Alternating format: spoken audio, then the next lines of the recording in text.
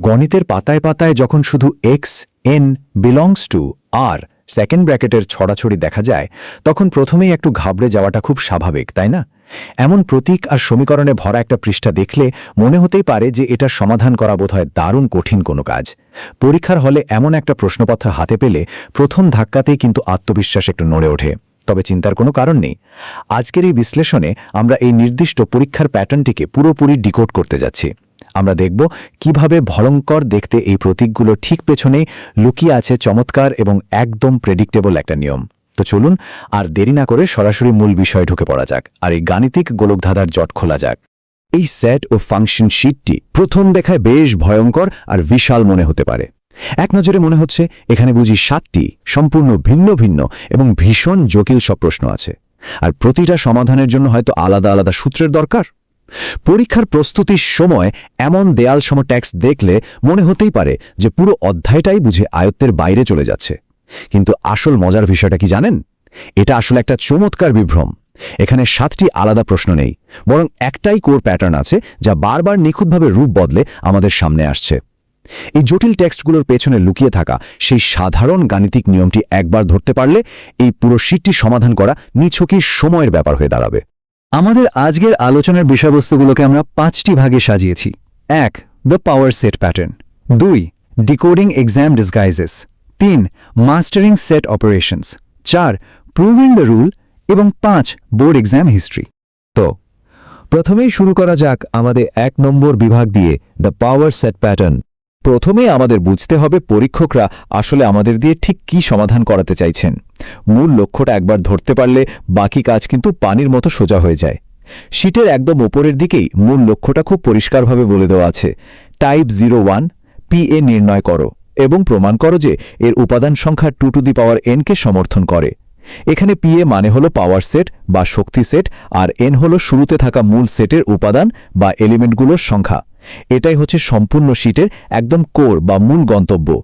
এই একটি বিষয় প্রমাণ করাই পরীক্ষকদের প্রধান উদ্দেশ্য। আচ্ছা, এই 2 টু দি পাওয়ার n নিয়মটি আসলে কি? ধরুন একটি সেটে 3টি উপাদান আছে, অর্থাৎ এখানে n এর মান 3। এর মানে হলো ওই সেটের পাওয়ার সেট বা উপসেটগুলোর মোট সংখ্যা হবে 2 এর ওপর পাওয়ার 3, অর্থাৎ 8টি। পরীক্ষকরা এই টপিকটি ভীষণ পছন্দ করেন, কারণ এর মাধ্যমে একই সাথে সেট তৈরির ক্ষমতা এবং গাণিতিক যুক্তি প্রমাণের দক্ষতা দুটোই খুব ভালোভাবে যাচাই করা যায়। এবার আসা যাক আমাদের 2 নম্বর বিভাগে, ডিকোডিং এক্সাম ডিসগাইজেস। এখন একটা ইন্টারেস্টিং প্রশ্ন হলো, পরীক্ষকরা সেটের আসল উপাদানগুলোকে কিভাবে লুকিয়ে রাখেন? তারা কিন্তু সরাসরি উপাদানগুলো হাতে ধরিয়ে দেবেন না, বরং কিছু চমৎকার গাণিতিক বাধা তৈরি করবেন যা আমাদের পার হতে হবে। মূলত 3টি প্রধান ছদ্মবেশ ব্যবহার করে সেটের উপাদানগুলোকে আড়াল করা হয়। প্রথম ছদ্মবেশটি হল মৌলিক সংখ্যা বা প্রাইম নম্বরের শর্ত, যা 1, 3 ও 7 নম্বর প্রশ্নে বেশ স্পষ্ট। এখানে শুধু সংখ্যা চিনলেই হয় না, বরং নির্দিষ্ট সীমার মধ্যে কোনগুলো মৌলিক সংখ্যা সেই ধারণাটা একদম ক্লিয়ার থাকতে হয়। দ্বিতীয় ছদ্মবেশটা হল অসমতা বা ইনইকুয়ালিটি, যেমন 2 এবং 5 নম্বর প্রশ্নে -3 থেকে 3-এর মতো শর্ত দেওয়া আছে। এই জায়গাটা একটা বড়সড় মানসিক বাধা। এখানে সীমানার সংখ্যাগুলো কি সেটের অন্তর্ভুক্ত হবে নাকি হবে না সেই দ্বিধায় পড়ে অনেকেই কিন্তু ছোটখাটো ভুল করে বসেন। আর সবচেয়ে ধূর্ত উপায়টি দেখা যায় 1 আর 6 নম্বর প্রশ্নে। এখানে দ্বিঘাত সমীকরণকে রীতিমতো সেট তত্ত্বের ভেতর ঢুকিয়ে দেওয়া হয়েছে। তার মানে সেটের উপাদান বের করার জন্য তাৎক্ষণিকভাবে সেট থিওরি থেকে বেরিয়ে অ্যালজেব্রা বা বীজগণিতের মিডল টার্ম ফ্যাক্টর সমাধানের মানসিকতায় চলে যেতে হবে। এই যে এক টপিক থেকে আরেক টপিকে সুইচ করা, এটাই মূলত পরীক্ষকদের দেওয়া আসল চ্যালেঞ্জ। চলুন এবার 3 নম্বর বিভাগটি দেখে নেওয়া যাক, মাস্টারিং সেট অপারেশনস। তো ছদ্মবেশগুলো তো সরানো হলো, মানে সেটের আসল উপাদানগুলো আমরা বের করে ফেললাম। এরপর কি সরাসরি কি পাওয়ার সেটের দিকে এগোলে চলবে? উত্তর হলো একদমই না। পাওয়ার সেট বের করার আগে সেটগুলোকে বেসিক কিছু অপারেশন ব্যবহার করে একত্রিত করে নিতে হয়। এই কোর অপারেশনগুলোর মধ্যে অন্যতম হল ইন্টারসেকশন বা ছেদ এবং ডিফারেন্স বা অন্তর। যেমন 1 নম্বর প্রশ্নে বি এবং সি সেটের ইন্টারসেকশন বের করতে বলা হয়েছে। এটাকে খুব সহজে দুটো ভিন্ন গ্রুপের মধ্যে কমন বন্ধুদের খুঁজে বের করার সাথে তুলনা করা যেতে পারে। আবার 5 ও 6 নম্বর প্রশ্নে সেটগুলোর মধ্যে ডিফারেন্স বা অন্তর বের করতে হবে। এটা অনেকটা একটা এক্সক্লুসিভ গেস্ট লিস্ট থেকে নির্দিষ্ট কিছু মানুষকে কড়াকড়িভাবে বাদ দেওয়ার মতো ব্যাপার। এই বেসিক অপারেশনগুলো ঠিকঠাক সম্পন্ন করার মাধ্যমে কিন্তু আমরা আমাদের মূল টার্গেট সেটটি পেয়ে যাই। পরীক্ষকরা এই ধাপটি রাখেন মূলত এটা দেখতে যে মূল প্রমাণে যাওয়ার আগে বেসিক ভিত্তিটা মজবুত আছে কিনা। এবার আমরা এগোবো 4 নম্বর বিভাগের দিকে, প্রুভিং দ্য রুল। চূড়ান্ত সেটটি প্রস্তুত হয়ে যাওয়ার পর কিভাবে আমরা পুরো নম্বর পাওয়ার জন্য প্রমাণটি সম্পূর্ণ করব, চলুন সেটা ধাপে ধাপে দেখে নিই। এটা একটা দারুণ এবং একদম ভুল প্রতিরোধী 4 ধাপের যান্ত্রিক পদ্ধতি। পরীক্ষার হলে এই পদ্ধতিটা কিন্তু আত্মবিশ্বাস বহুগুণে বাড়িয়ে দেয়। প্রথম ধাপে যে চূড়ান্ত সেটটি পাওয়া গেল তার উপাদান সংখ্যা বা n খুব সাবধানে গুণে নিতে হবে। দ্বিতীয় ধাপে 2n এর মান হিসাব করতে হবে, আর এটাই হলো সেই টার্গেট নাম্বার। এরপর তৃতীয় ধাপে শুরু হয় আসল কাজ, মূল সেটের সবগুলো উপসেট তৈরি করা। ফাঁকা সেট থেকে শুরু করে একটি উপাদানের সেট, 2টি উপাদানের সেট, এভাবে সবগুলো নিখুঁতভাবে লিখে সেগুলোর মোট সংখ্যা গুনতে হবে।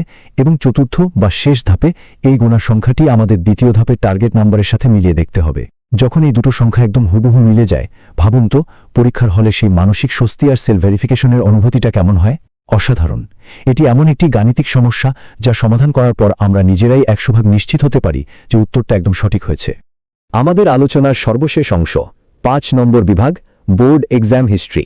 এখন চলুন একটু এক্সাম হ্যাকার দৃষ্টিকোণ থেকে চিন্তা করে দেখি, কেন এই নির্দিষ্ট প্যাটার্নটি শেখা এত বেশি লাভজনক, কেন এত সময় দিয়ে এটা বুঝতে হবে।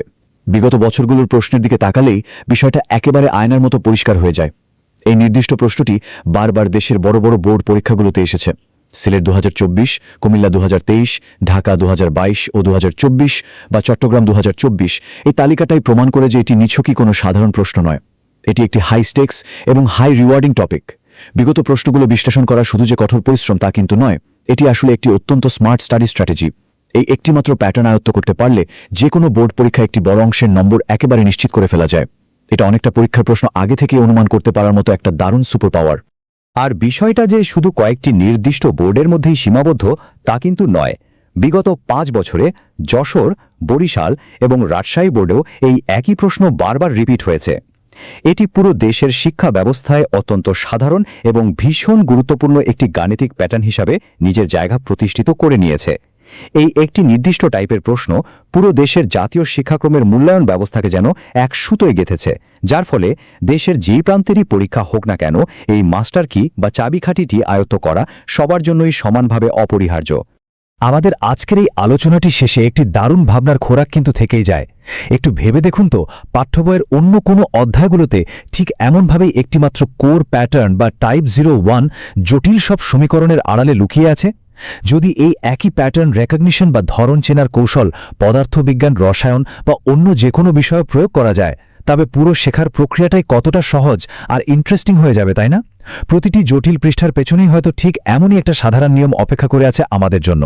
শুধু দরকার একটু ভিন্ন দৃষ্টিকোণ থেকে সেগুলোকে খুঁজে বের করা।